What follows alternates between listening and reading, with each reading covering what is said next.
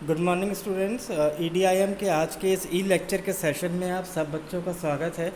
सो बच्चों, आज जो अपन टॉपिक डिस्कस कर रहे हैं वो है lecture number 33, unit number 4, module number 5, that is growth strategy. तो पिछले लास्ट लेक्चर में अपन ने यूनिट 4 स्टार्ट कर दी थी और इसमें अपन ने जो टॉपिक पढ़ा था वो था हाउ टू मैनेज ग्रोथ। तो मैंने आपको बताया था ग्रोथ के क्या क्या रीज़न्स है, क्यों कोई ऑर्गेनाइजेशन ग्रोथ को मैनेज करना चाहती है, कितने प्रकार की ग्रोथ होती है, ये सब हमने लास्ट लेक्चर में डिस्कस किया था।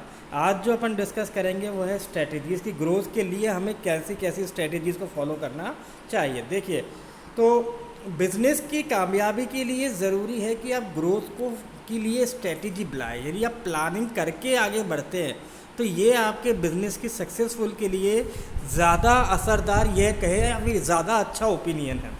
तो हर एक बिजनेसमैन जब भी कोई नई प्लान्स या कोई भी नई एक्टिविटी करता है वो उस चीज़ की प्लानिंग करता है।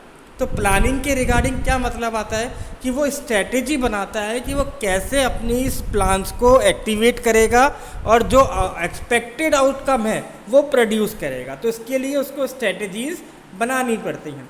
तो हर एक बिजनेसमैन क्या चाहता है कि जब भी वो अपनी ग्रोथ को अचीव करे या ग्रोथ का ऑब्जेक्टिव अचीव करना चाहे तो उसको स्ट्रेटजी बनानी पड़ेगी।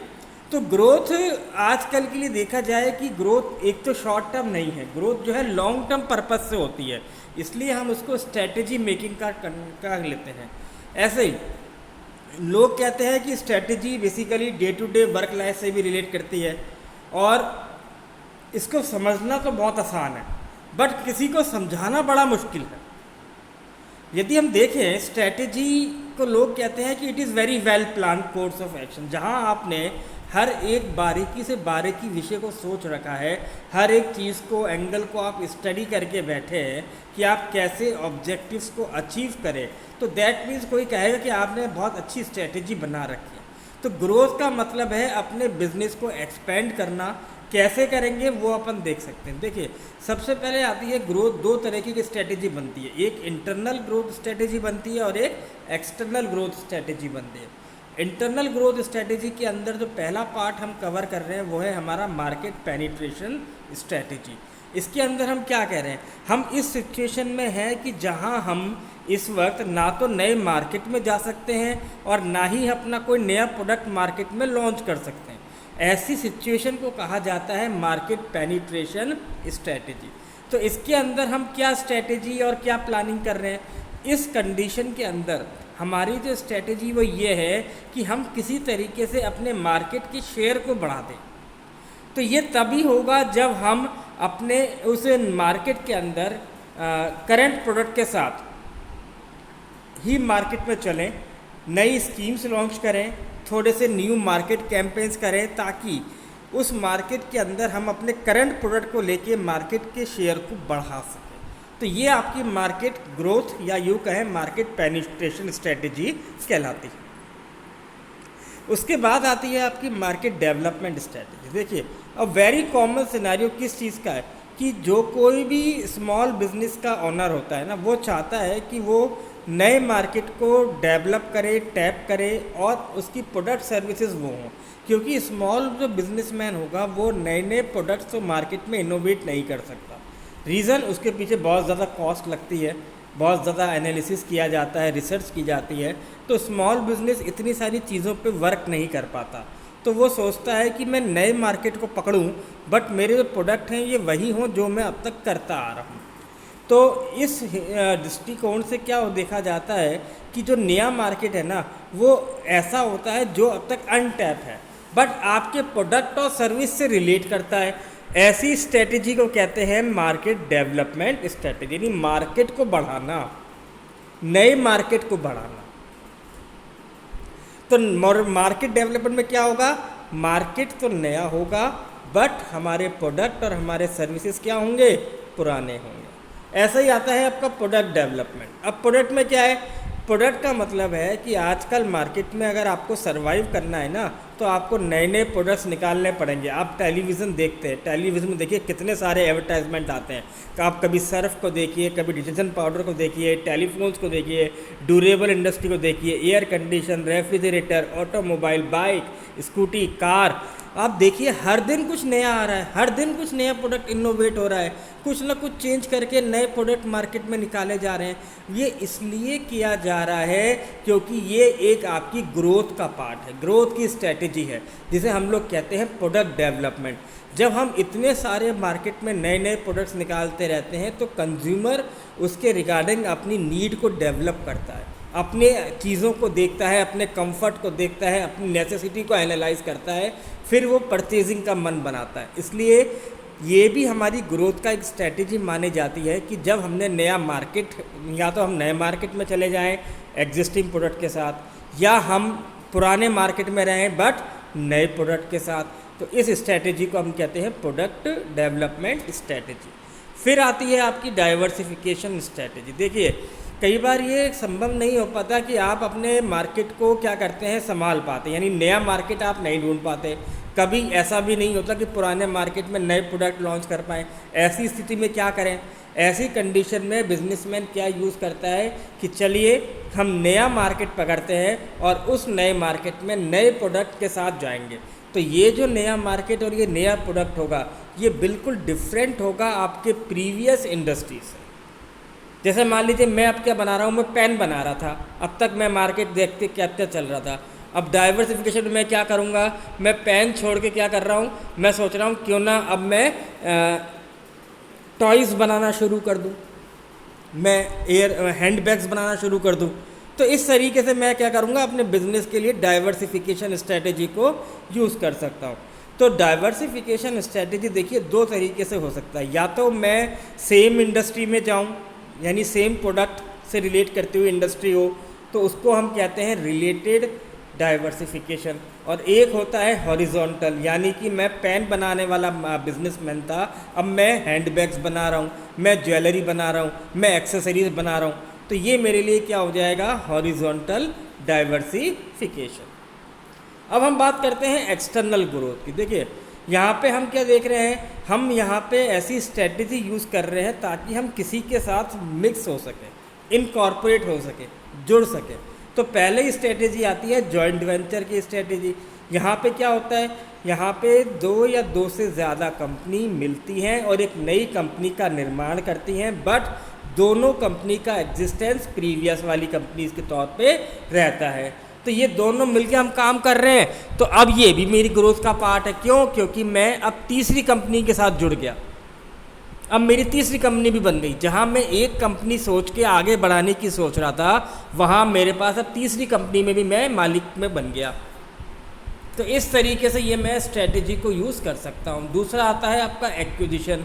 एक्विजिशन क्या कहता है, जब आप किसी दूसरी छोटी कंपनी को एक्वायर कर लेते हो, उसकी शेयर, उसकी कैपिटल को अपने में एब्जॉर्व कर लेते हो, उसको कहा जाता है टेक ओवर या एक्विजिशन। आपने देखा होगा भी कई सारे बैंक्स के बीच में हुआ है टेक ओवर और एक्विजिशन, कई कंपनीज करती आती हैं और साल में कई कंपनीज होती हैं जो अपने बिजनेस ग्रोथ या एक्सपेंशन के लिए take over, acquisition, joint venture जैसे बिजनेस एक्टिविटीज़ को परफॉर्म करती रहती हैं।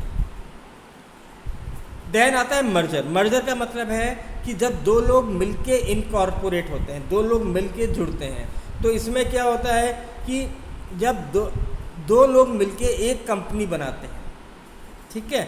अब इसमें होता ये है कि जो भी आपका कंपनी, जिस कंपनी के साथ मर्ज हुई, जैसे मान लीजिए ए बी के साथ मर्ज हुई, अब ये देखा जाएगा किस कंपनी की इमेज और किस कंपनी का मार्केट रेपुटेशन ज़्यादा अच्छा है। तो जिस कंपनी का मार्केट रेपुटेशन अच्छा होगा वो तो एग्जिस्ट करेगी, और जो कंपनी का नहीं है वो डिज़ोल्व हो जाएगी। तो इस तरीके से ये मिलके एक कंपनी बन जाएंगे और काम करेंगे। तो ये भी मेरी ग्रोथ का हिस्सा है। अगर मुझे लग रहा है कि मेरा बिज़नेस नहीं चल रहा, तो भी मैं अपने बिज़नेस को सर्वाइवल के लिए ऐसी इंडस्ट्री के साथ मर्ज कर सकता हूँ जो मुझसे ज़्यादा पावरफुल है। ऐसे ही अगर मैं ज़्यादा पावरफुल इंडस्ट्री हूँ और किसी दूसरी कंपनी को अपने साथ मर्ज कर लूँ, तो मेरे वहाँ पे मार्केट भी बढ़ जाएगा, मेरे प्रोडक्ट्स रेंज भी बढ़ जाएंगे और मेरे लिए चीज़ें ज़्यादा आसान हो जाएंगी। फिर आता है फ्रेंचाइजी।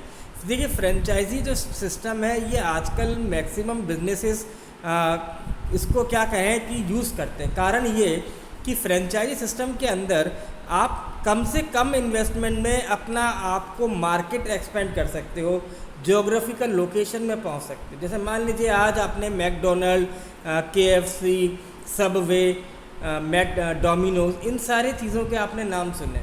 अब ये सारे आके अपनी अपनी तो आउटलेट्स नहीं खोलते, ये लोग क्या करते हैं, ये फ्रेंचाइजी देते हैं। तो जो भी इनके कॉपीराइट है, जो भी इनका पेटेंट है, ये उस पेटेंट को या कॉपीराइट मटेरियल को अपने जो पर्सन भी उनकी फ्रेंचाइजी लेना चाहता है, जो उनके साथ बिजनेस जुड़ना चाहता है, वो कुछ समय के लिए इनके पेटेंट और कॉपीराइट को ले लेते हैं और एक एग्रीमेंट के बाद जिस भी लोकेशन में आप चाहें उस लोकेशन में आप उस बिज़नेस को ओपन कर सकते हैं। तो इसमें आपका कम से कम इन्वेस्टमेंट होता है, आप अच्छे से ब्रांड नेम के साथ जुड़ के अपने बिजनेस को फैला सकते हैं। फिर आता है आपका स्ट्रेटेजिक अलायंसेस। स्ट्रेटेजिक अलायंसेस का मतलब क्या है, जहाँ पे हम दो पार्टीज़ मिलती हैं बट ये किसी स्ट्रेटेजी यानी कोई सोची समझी रणनीति के तहत किया जा रहा है। तो ये जो होता है, ये जैसे कि मान लीजिए मुझे अपने गोल्स अचीव करने थे।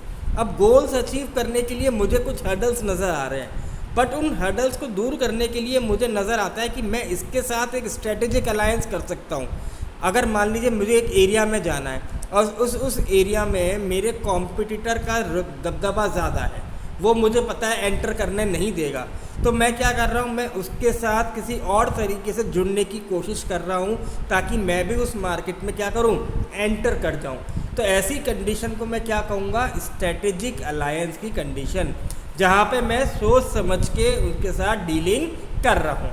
फिर आता है आपका लीवरेज बायआउट। लीवरेज बायआउट क्या है कि ये भी एक तरीके का एक्विजिशन ही माना जाता है, जिसके अंदर जो कंपनी किसी दूसरी कंपनी को लीवरेज कर रही होती है, एक्वायर कर रही होती है ना, तो उसकी जो भी एसेट है, उसके जो भी कैश फ्लोज हैं या जो भी उसके इन्वेस्टर्स हैं, उन सबको भी वो एक्वायर कर लेती है कंपनी से। मान लीजिए ए कंपनी ने बी कंपनी को एक्वायर किया, तो उस बी कंपनी की जो एसेट है, उसकी जो कैश फ्लोज हैं, जो उसकी इनकम है, जो उसके इन्वेस्टर्स हैं, वो सारे के सारे अब किसके साथ जुड़ जाएंगे, ए कंपनी के साथ जुड़ जाएंगे। तो ये जो है एक तरीके से रिकंस्ट्रक्शन स्ट्रेटजी भी कही जाती है, और या यूँ कहें कि ये इसलिए किया जाता है ताकि कई बार मैनेजरियल डिसीजंस गलत हो जाते हैं। तो इस कंडीशन में क्या है कि आपकी बिजनेस को हैवी लॉस हो जाता है। इस लॉस को रिकवर करने के लिए हम लोग लीवरेज